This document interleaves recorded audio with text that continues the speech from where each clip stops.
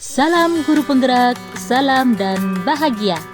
Dengan saya Neni Mesusanti SPDGR CGB Angkatan 11 dari SMP Negeri 1 Lambakara, Sumba Timur, NTT.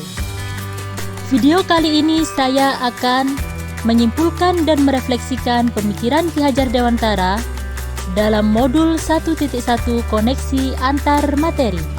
Pendidikan dan pengajaran tidaklah sama. Menurut Ki Hajar Dewantara, pengajaran adalah bagian dari pendidikan. Pengajaran adalah proses pendidikan dalam memberi ilmu untuk kecakapan hidup anak secara lahir dan batin. Pendidikan pada hakikatnya adalah menuntun atau memberi tuntunan terhadap segala kekuatan kodrat yang dimiliki anak agar ia mencapai keselamatan dan kebahagiaan setinggi-tingginya, baik sebagai manusia maupun sebagai anggota masyarakat. Pendidikan menciptakan ruang bagi murid untuk bertumbuh secara utuh, agar mampu memuliakan dirinya dan orang lain serta menjadi mandiri. Untuk itu, dapat saya simpulkan dari pemikiran Ki Hajar Dewantara, pendidikan itu menuntun dan harus memperhatikan kodrat anak, yaitu kodrat alam dan kodrat zaman. Kemudian, pendidikan harus berpihak pada anak. Selanjutnya, anak bukanlah tabula rasa. Sejak lahir, anak sudah memiliki garis-garis halus. Untuk itu, kita menebalkan garis-garis halus tersebut, kekuatan dari anak.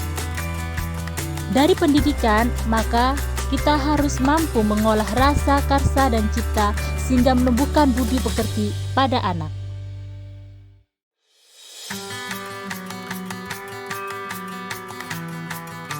Sebelum mempelajari modul 1.1 tentang pemikiran Ki Hajar Dewantara, pembelajaran yang saya lakukan adalah saya hanya mentransfer materi pelajaran saja di dalam kelas.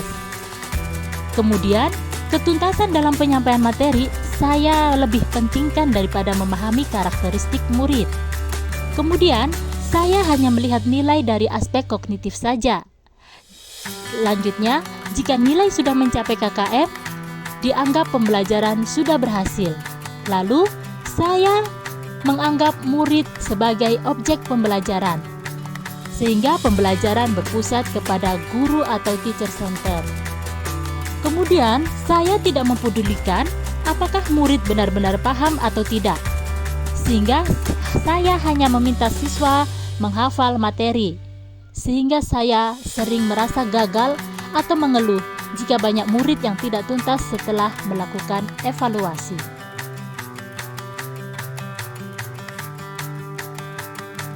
Namun, setelah saya mempelajari modul 1.1 tentang pemikiran Ki Hajar Dewantara, saya menyadari bahwa apa yang saya pikirkan dan apa yang saya lakukan selama ini tidaklah tepat. Seharusnya saya melakukan proses pembelajaran secara menyeluruh, bukan hanya kognitif saja, melainkan secara dengan aspek afektif, psikomotor, spiritual, budaya, dan sosial. Saya harus menjadikan murid sebagai subjek pembelajaran, karena murid berhak mendapatkan kebebasan berekspresi, mengemukakan pendapat, dan berkreasi. Dan selanjutnya, saya harus memiliki peran sebagai guru, yaitu saya harus sebagai memfasilitasi pembelajaran pada anak. Selanjutnya, saya harus ikhlas, penuh kesabaran, dengan ketulusan hati untuk mendidik murid saya. Selanjutnya, saya harus mampu mempelajari karakter murid. Selanjutnya, saya harus memberikan kesempatan murid untuk tumbuh sesuai kodratnya.